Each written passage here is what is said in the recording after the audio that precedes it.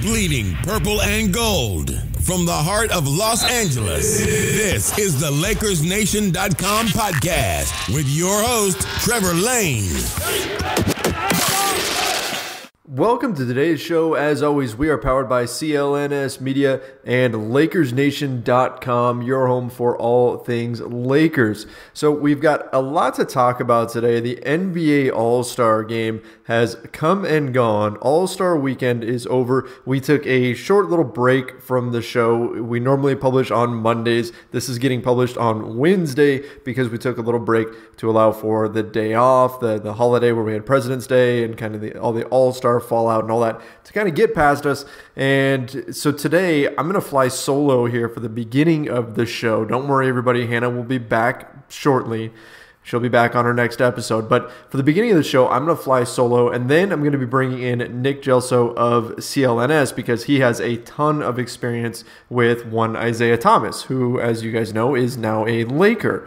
And we're going to be talking about what his relationship was with IT and just covering him and what that was all about, because Nick has a lot of experience with him through his coverage of the Boston Celtics. So a few different cool things that we're going to be doing on this show. Before I get into exactly what I'm going to focus the bulk of this segment on, I do want to say Larry Nance Jr., he got robbed. Absolutely robbed. He won that dunk contest.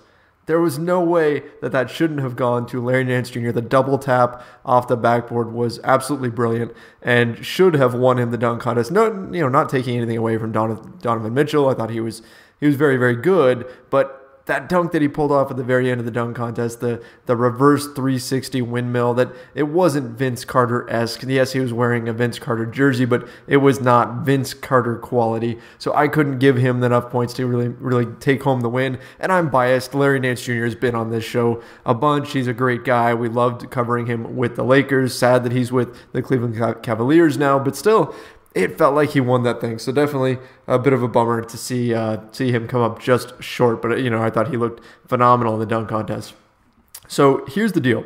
February 21st, which is today, marks the 1-year anniversary of Magic Johnson's tenure with the Lakers as president of basketball operations. 1 year. 1 year ago, Jeannie Buss shocked the world and announced that Magic Johnson was going to be taking over and that her brother Jim Buss and general manager Mitch Kupchak were out of the Lakers organization. And for a lot of people, that was a welcome change because Kupchak and Buss had not lived up to their guarantee, or Buss's guarantee anyway, of bringing the team back within that time frame that he had set for himself.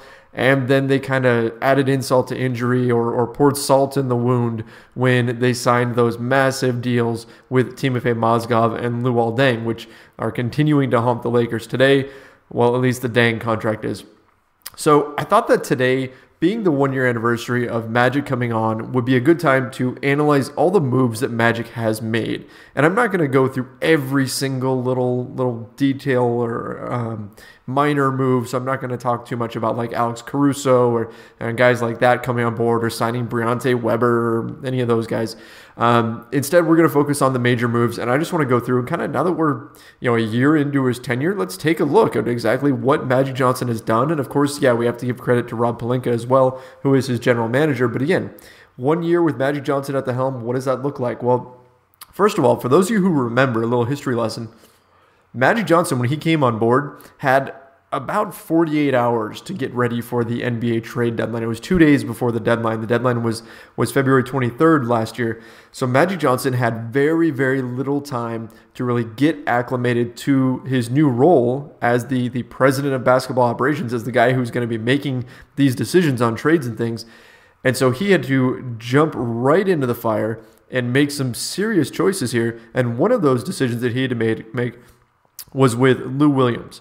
And Lou Williams was phenomenal as a Laker. I enjoyed watching him play. I thought he did a great job. He has been absolutely killing it this season. I thought he should have been an all-star. He has been tremendous.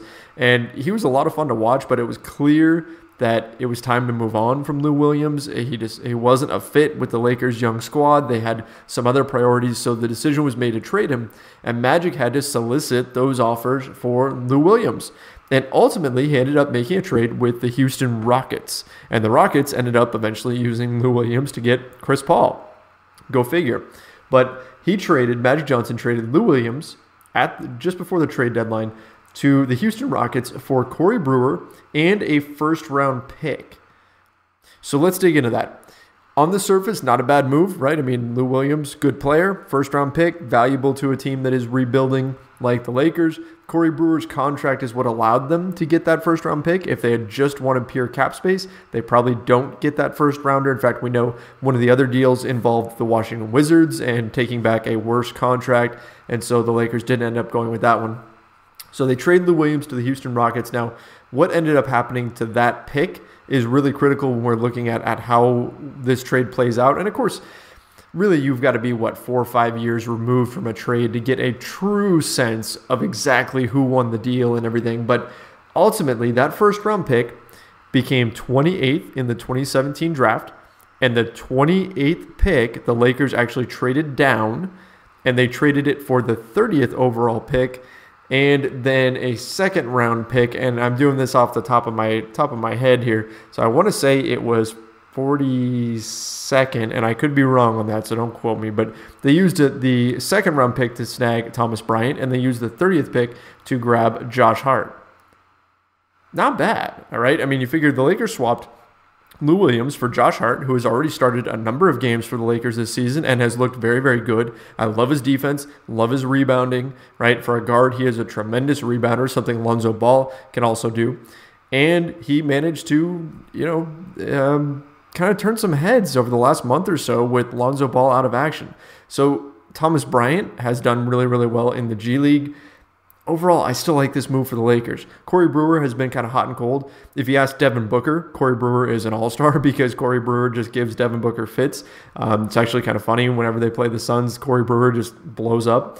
But overall, not a bad trade. I like Lou Williams a lot. I would have loved to see him on this roster, but still, not a bad first move for Magic Johnson. He also made another minor deal at last year's trade deadline when he sent Marcelo Huertas for Tyler Ennis. I mean, not too much to say about this one, except for the fact that he parted ways with the Catalyst. I mean, come on, the Catalyst, Marcelo Huertas. This guy was great, and he was a lot of fun to watch. The only player I've ever seen hide behind a coach and then get a steal. If you guys remember, he hid behind Eric Spoelstra when the Lakers were playing the Miami Heat and then darted down court and stole it from Goran Dragic, as I recall. And the only time I've ever seen that happen, so miss you, Marcelo. Definitely would like to see him back someday. So heading into the summer, what did Magic Johnson do? Well, controversial move here. Traded D'Angelo Russell and Timofey Mozgov, that massive deal the Lakers signed him for 4 years, $64 million last summer, or 2 summers ago. Got that deal off the books and traded that for Brook Lopez and the Nets first round pick, which ended up being 27th in the 2017 NBA draft. All right, so kind of painful losing D'Angelo Russell. Right? I mean, this was a major move. D'Angelo Russell was the second overall pick in the 2015 NBA draft. I mean, this was the guy, right? I mean, they passed on Jahlil Okafor to get D'Angelo Russell. That was the outrage at the time. It wasn't, oh my gosh, they passed on Kristaps Porzingis. Whereas that's what people say now, because Porzingis now is, well, he's Porzingis, and Okafor is not doing a whole lot. But D'Angelo Russell just has that combo guard skill set. He's got the smooth game, and you could see it. You could see the potential that he had in this league where Stephen Curry and James Harden and guys like that, Manu Ginobili, have been so good. You kind of saw flashes of all those guys in Russell's game, and he's not at that level. He's not, right? So I'm not saying that he's James Harden. I'm not saying he's Steph Curry or anything, but you just saw little bits and pieces of his game that kind of reminded you of them. And that was enough to get people excited.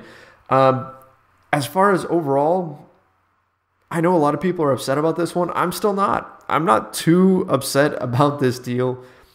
I know a lot of it's going to come down to what the Lakers ultimately do with the cap space that they got out of this, because Brook Lopez is on an expiring contract and Timofey Mozgov's contract is very much not expiring. And so we're going to have to wait to really judge this until the summer. But overall, it still seems like the Lakers got decent value. And there's an argument here, right? There's an argument about this pick, and I see this all the time on Twitter. I see it online in a few different places. The argument is this. There are people who say that the 27th pick was used on Kyle Kuzma. And Kyle Kuzma has been very, very good this season. We're going to talk about him more in just a second. So does he get factored into this trade? I mean, on the surface, you would say yes, right? I mean, the 27th pick was in the deal, so it's Brook Lopez and Kyle Kuzma for D'Angelo Russell and Timofey Mozgov. Sounds like a pretty good trade for the Lakers, but here's the thing. The Brooklyn Nets were probably not going to take Kyle Kuzma with that 27th pick, and the Lakers already had the 28th pick. Remember, they picked that one up in the Houston deal for Lou Williams. So since they had that meant they really could have had D'Angelo Russell and Kyle Kuzma. They could have had both of them. So do you count Kuzma as part of this deal, or should you really consider it to be, say, Brook Lopez and Josh Hart and Thomas Bryant? Is that more accurate? Because the Lakers could have had Kuzma anyway. And you can argue that all day. Overall, I'm still not too upset about the value. I know there are a lot of things going on behind the scenes. And I'll say this. From talking to a lot of people that I've spoken to who would know, it's rare for me to hear someone who was having connections in the organization who was down on the trade, who was down on sending D'Angelo Russell packing. And that's not to speak ill of D'Angelo Russell. I still think he's going to be a very good player. But clearly something was going on there that wasn't quite working. And the Lakers decided to pave the way for Lonzo Ball. The deal's done. Can't complain about it too much. I was excited to potentially see D'Angelo Russell and Lonzo Ball work together in the same backcourt. I think it actually would have worked out just fine, especially now seeing Lonzo Ball's defense is better than we anticipated. But overall, it is what it is, and we'll see what the Lakers can do with the cap space. I'm still not too down on this deal. I just can't be.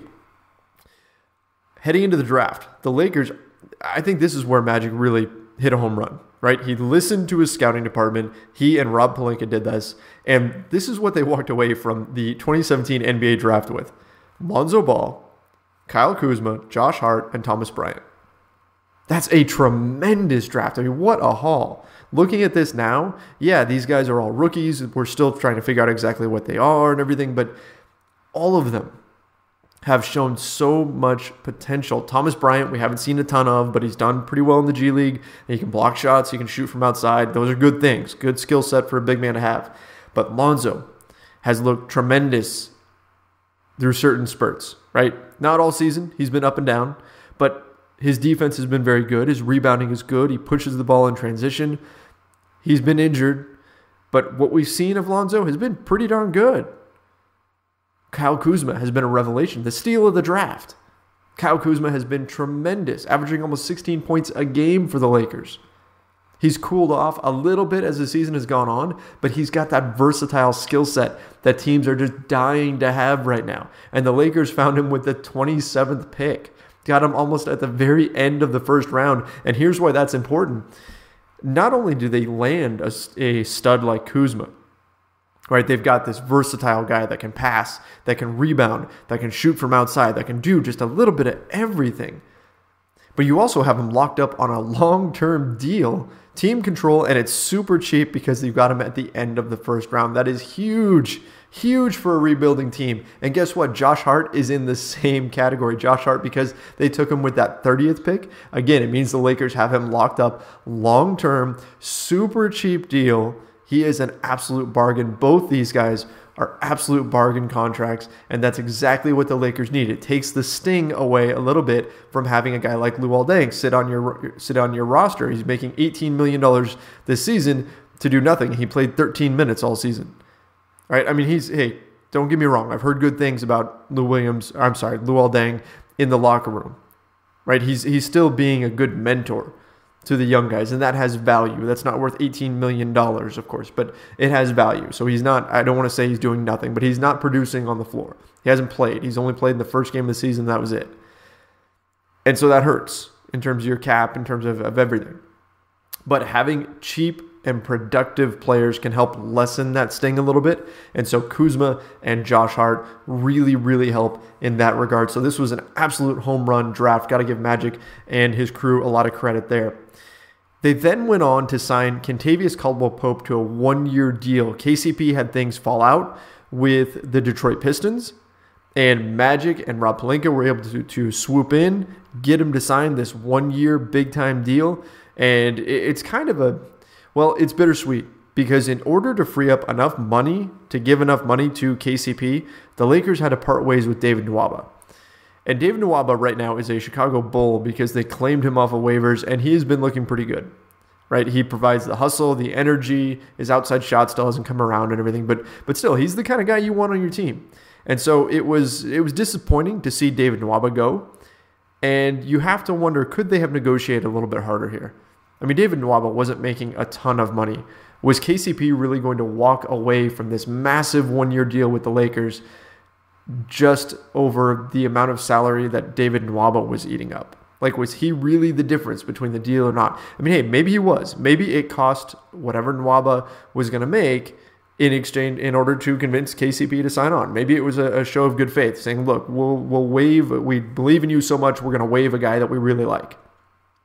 Maybe that was the case. I don't know. I wasn't behind the scenes there. But still, a little bit of a bummer to see David Nwaba go in order to get KCP, who, hey, he's had his moments this season. He's been up and down. He's been a pretty solid defender. I really like the way he gets his hands in when bigs bring the ball down low, especially when guys are going up for layups on the break. KCP is pretty sneaky, getting in there and deflecting the ball away and everything. He can get hot from outside. I think sometimes he does a little bit too much, and that can be infuriating. He can frustrate Lakers fans. There's no doubt about that. Overall, I still like this signing. I like the idea behind it. You keep your cap space free. I think that if the Lakers are in a situation this summer where they can't get Paul George, they can't get LeBron James, it might make a lot of sense to toss out more of these big 1-year deals so that you can go hunting again the next summer with all the cap space that you'll have. These deals are becoming more and more popular. We saw JJ Redick get a giant deal like this with the Philadelphia 76ers last season.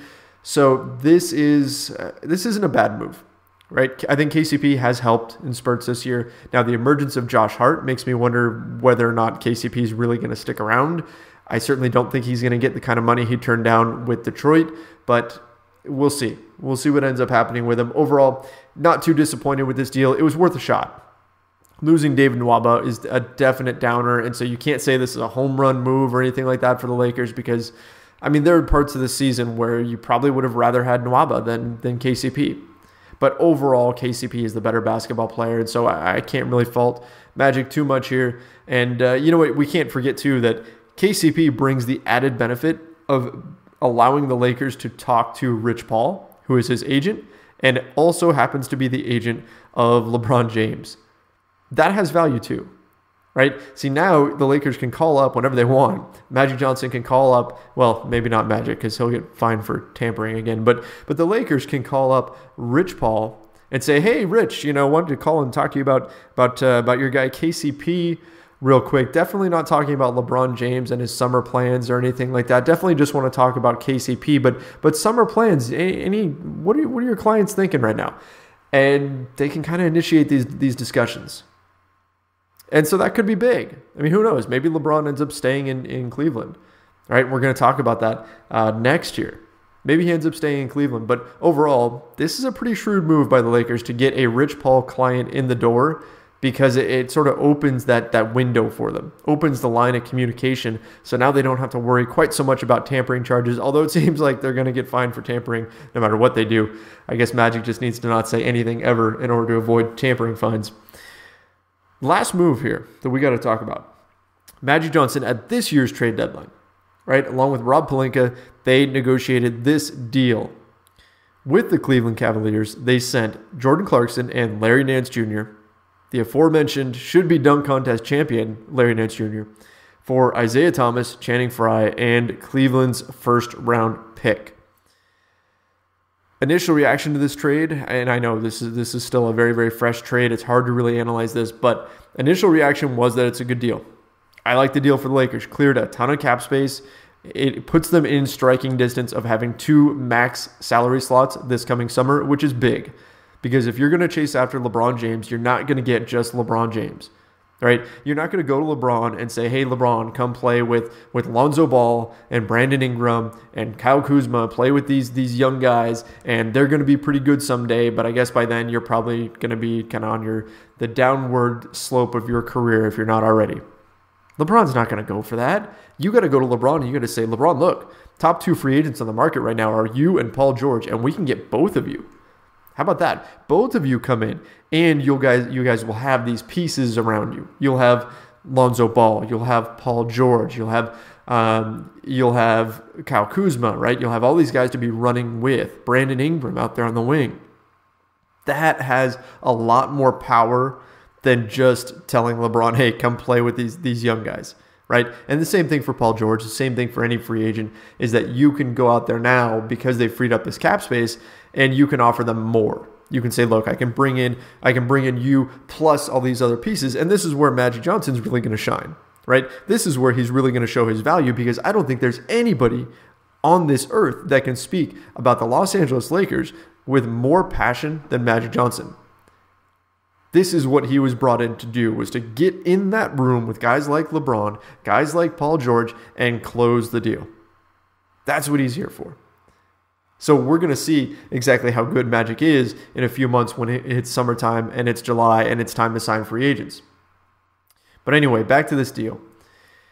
Here's the danger. The Cleveland Cavaliers, it's only been 2 games, right? And then we hit the All-Star break. They only played 2 games, but they looked really, really, really good in those 2 games since making these moves. They blew up their roster because they were struggling so bad, and Jordan Clarkson has looked great.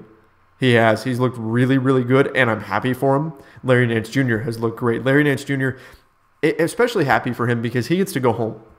He's from Cleveland, right? That's where his parents are. It's where his family is, right? That's it. This is home for him. So it's cool to get to see Larry do that. At least if he had to leave the Lakers, and I've spoken to him several times about this, and he's always said that he wanted to stay a Laker for as long as the team would have him.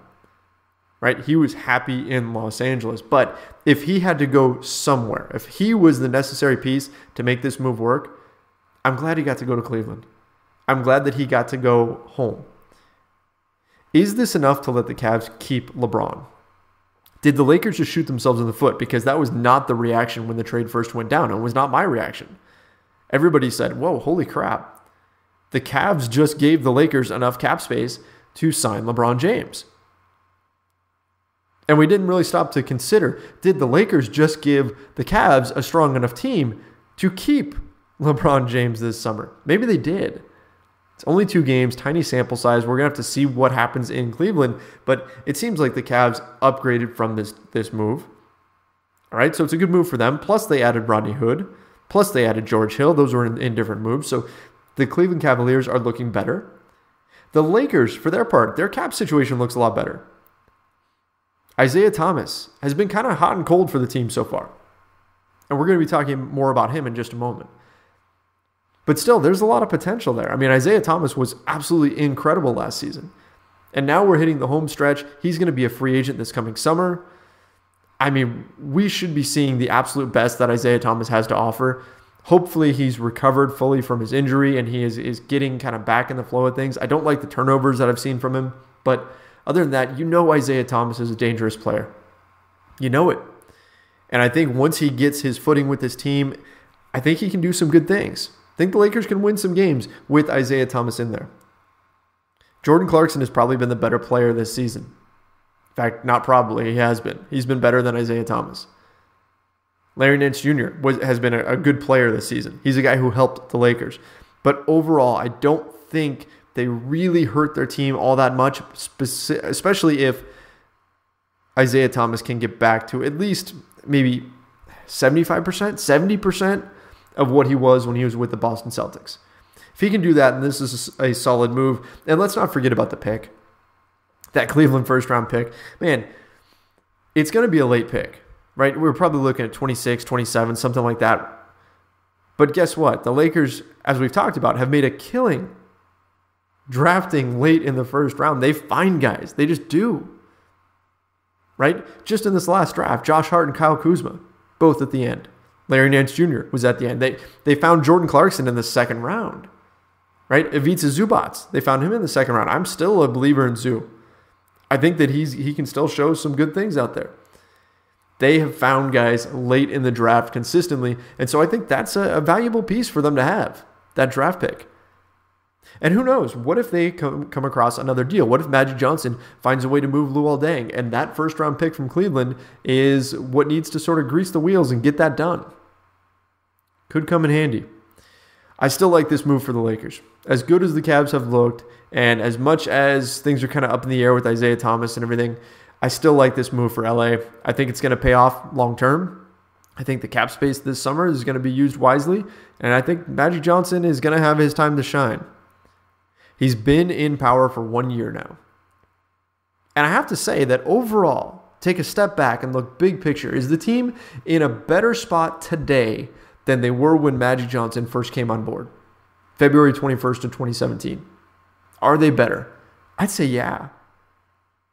Look at the young talent that they've got. Look at the cap space that they've got.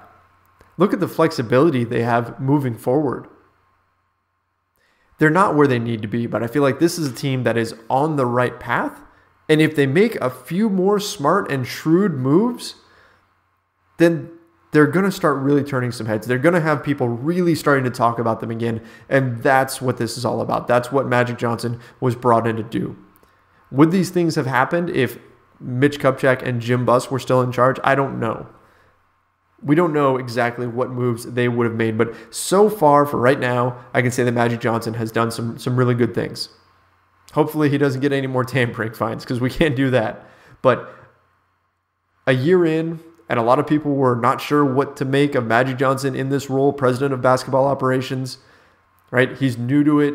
He's got to learn on the fly. He's got to learn the salary cap. He has to learn all these things. And of course, he's going to lean heavily on Rob Pelinka and his experience. But overall, big picture, I think Magic's done a fine job. I think you got to give him credit. So far, so good. The real test comes this summer, and we'll see what he can do with this cap space that they've created. But overall, so far, so good for Magic Johnson as president of basketball operations. Hopefully it stays that way. All right, we got to talk a little bit about Isaiah Thomas. So as I said at the beginning of the show here, Isaiah Thomas is now a Laker for at least the next few months. He's a free agent, and he was a superstar last year, right? He was number 5 in MVP voting, which is crazy. This guy's 5'9". I interviewed him once. Went into the locker room and interviewed him and found him to just be a very honest and open person. It was after a tough game where the Celtics had lost at the buzzer, and I got to go in and talk to him a bit. And he was just forthcoming. He accepted responsibility. He didn't blame his teammates. He seemed like a very genuine person. It was also a little surreal being able to look an NBA player eye to eye. I can't say I get to do that very often. So exactly what is Isaiah Thomas? My experience with him has been limited. And so I brought in Nick Gelso of CLNS to fill this in a bit more. Now, I initially had this conversation with Nick about a week ago, and I've been looking for a good spot to kind of plug this in, and today seemed like the perfect opportunity.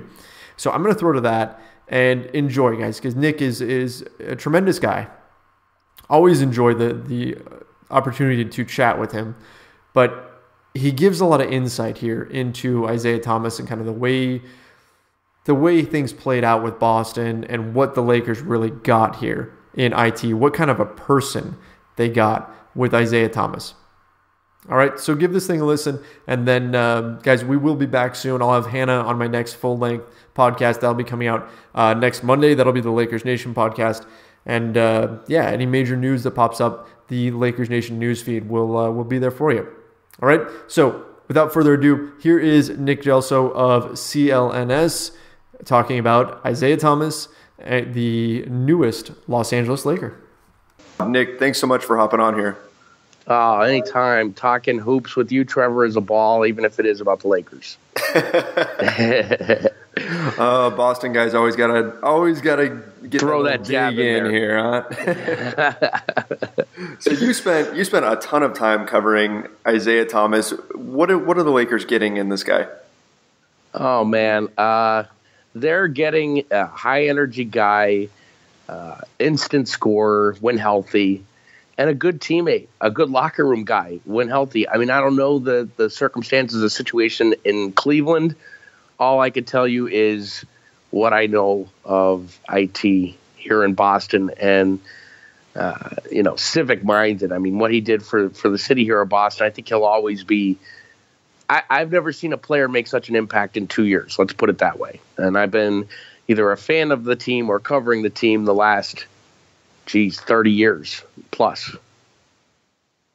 So you mentioned that you're not sure if he's healthy or what the situation was in Cleveland. To me, it felt like they kind of gave up on him pretty quick. I mean, a 15-game sample size, and then they booted him out the door.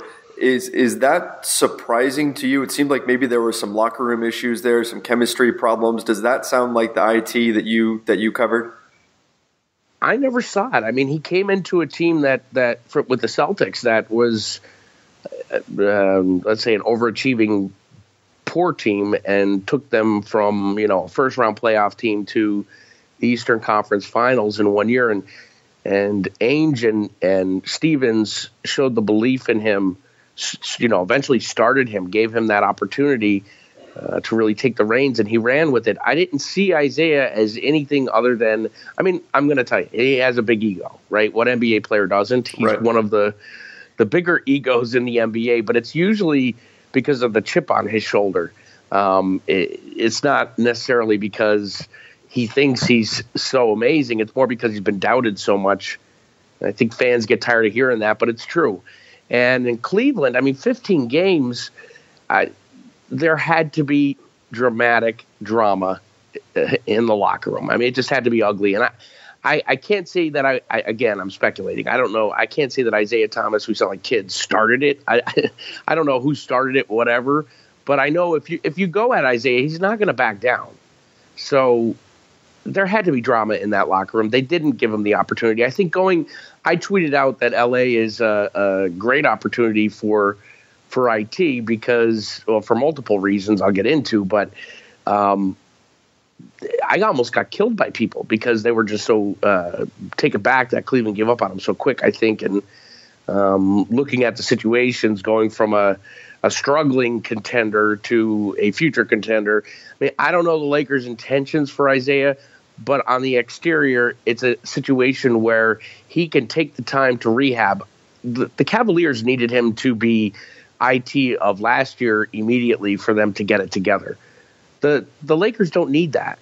And additionally, I think in certain situations, he could play alongside Lonzo because of Lonzo's length and defense. He'll compensate some of the defensive weaknesses Isaiah has. And in game situations, you have one of the more clutch players in the NBA in Isaiah.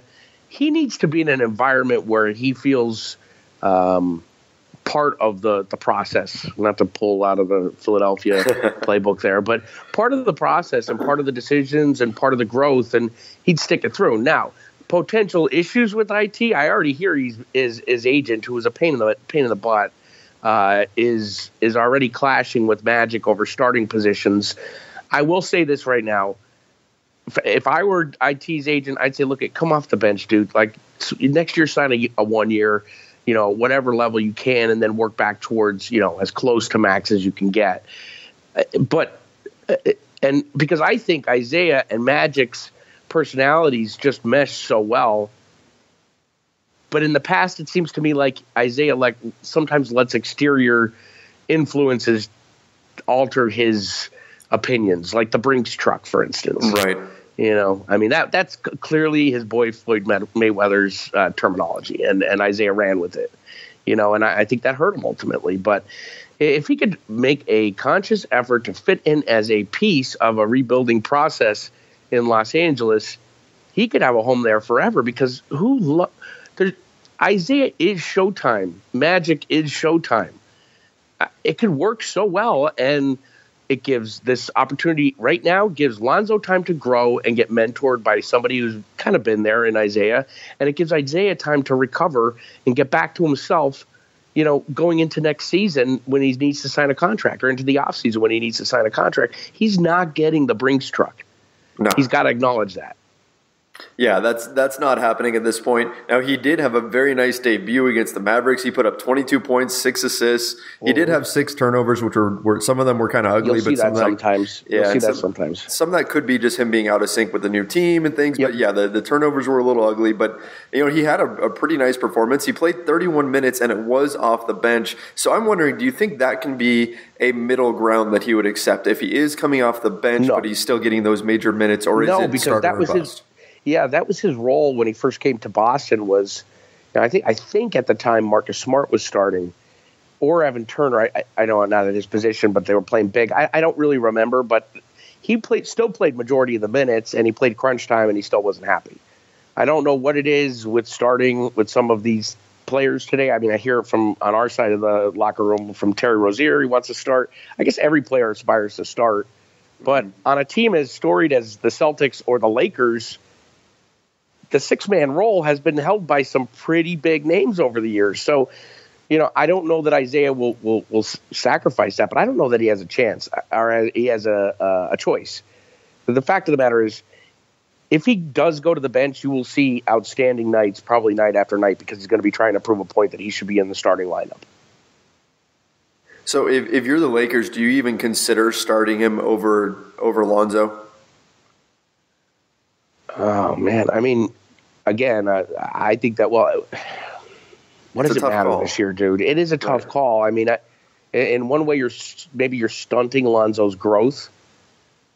But at the same time, Isaiah's probably better for the team right now. Although, I honestly, am I nuts saying I think they could play together in situations? No, I could definitely see it. And I think Lonzo, you already mentioned it, but I think Lonzo's length is the key to that, to making that happen. I really think that Isaiah can lighten Lonzo up a little bit, number one, because I haven't had the experiences you've had with him, but in covering him the 2 times I did, between practices, or a couple times, summer league practices and the game here in Boston, he's just very smug, and that may be his demeanor, and he's young, and he's got so much pressure on him. And I think Isaiah might be the perfect guy to kind of loosen him up and lighten him up and let him start having fun playing basketball, because that's the stuff Magic likes. I mean, Magic, there's no one who had more fun playing basketball than Magic Johnson, right? So do I ever think there's a situation? I don't, dude, that's such a hard question. I mean, if I'm Luke Walton, I'm looking at both of them and saying, guys, are you in this for the long haul with us? Because we have so much cap space opening up. Isaiah could be a part of that. It's not going to be 20 plus million, but he could be a good part of that and make good money and be on a team that has the ability in the offseason to go after two max free agents? Yep. I mean, or one this offseason, one next offseason. Who wouldn't? It's a very Celtic-like scenario from the past couple seasons that we've been dealing with here in Boston.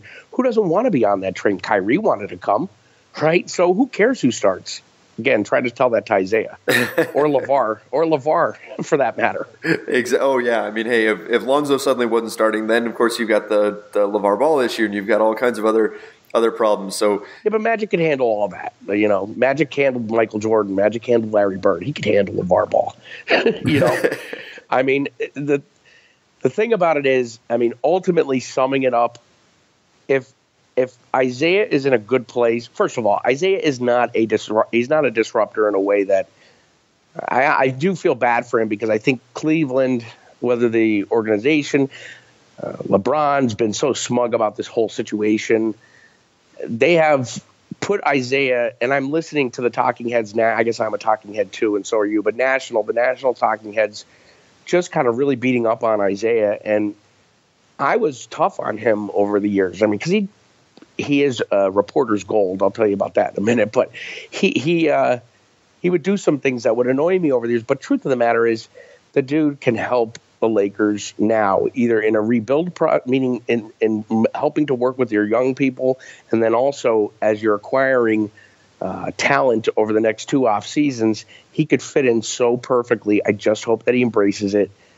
And if he doesn't, he's probably just going to get traded again, and his career will end up being a journeyman, which is what it's turning into anyway. But Isaiah got a bad rap in Cleveland, in my mind. He's not a guy that's going to come in and disrupt your locker room. He's not a guy that's going to he wants to win. He wants to play. He wants to win. And when he's playing and when he's winning and when he's healthy, you couldn't ask for a better teammate or a better star/celebrity in your city, because he will be the most charitable. He's just a great guy, dude. He's a really, really good guy.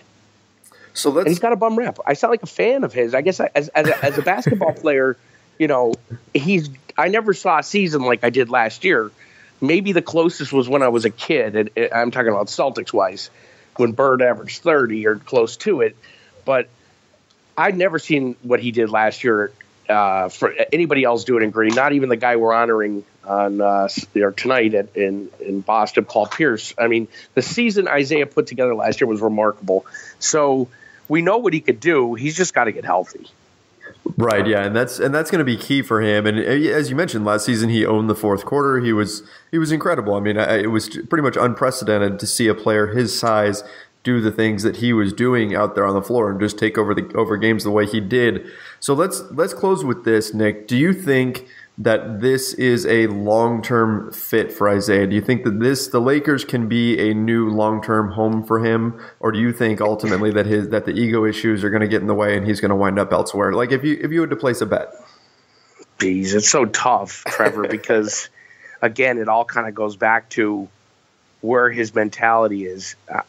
How about this? I'll tell you what I hope for. I hope it is a long-term fit. I hope he embraces whatever role the Lakers want to put him in, because he's talented enough to be a sixth man and be the sixth man of the year, or be a starter and be, the MVP of the team. Either way, he could do that. I just hope he embraces whatever role he gives, because long-term, I feel like if he would, he's not going to make max dollars. If he would sacrifice and settle in LA in whatever role they put him in, he could be your kind of ace in the hole every single playoff run once you get some free agent talent in there, because the guy, he can ball. His only real knock is defense, and it's not for a lack of effort usually. And he's a great teammate, and he's a good locker room guy, and he's gotten killed out in Cleveland, and he's got to look at this as an opportunity in Showtime and in the limelight to be able to rehab not only his hip, but also his reputation. That, and I hate to say it, but that Danny Ainge and Altman and LeBron kind of tore apart in the and himself, Isaiah, with his stupid, comments and a lot of the documentary. It was a little egotistical. I mean, all four of them are to blame for what's happening with him right now. So suck it up, IT. Be happy to be in LA. It's the second best franchise to the Celtics. Haha. And you have an opportunity to really, be on a team that's going to be on the elite edge of the NBA for the next, 6-7 years if they play their off seasons right. And Isaiah could fit into that perfectly. All right. Well, that's some great info there, Nick. Definitely thank you for coming on here and giving us all your insight into IT. Really, really appreciate it. I know he's a guy that Lakers fans are talking about a ton right now. Well, I got to get in on some of those Lakers hashtags, because I feel like I'm going to play defense attorney with Isaiah, with Lakers fans, because you guys don't know what you're getting if things go right. And I think that's just the big key word there. And it's so subjective, right? But if things go right, man, you got just such an amazing guy, an amazing player, and he's somebody that can really, really help Lonzo, not just in his play on the court, but how he approaches the game and his mentality and having a little fun.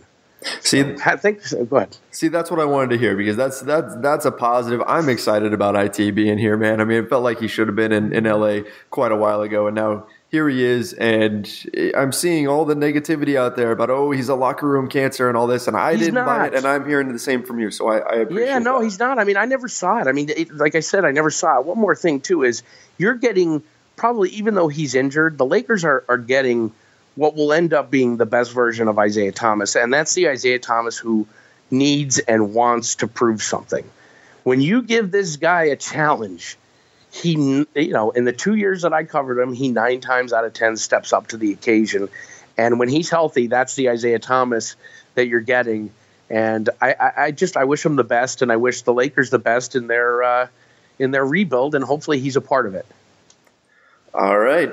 Nick Gelso from CLNS hopping on here with us and giving us some insight into Isaiah Thomas, one of the newest Lakers, definitely a guy to watch, and he's going to be a guy that we're going to be checking in on quite a bit as we head closer to the offseason where he'll be a free agent, and then maybe the Lakers bring him back. We'll see what ends up happening this summer. That's going to wrap things up for us today. My name is Trevor Lane. Don't forget, guys, head over to LakersNation.com for all the latest. See ya.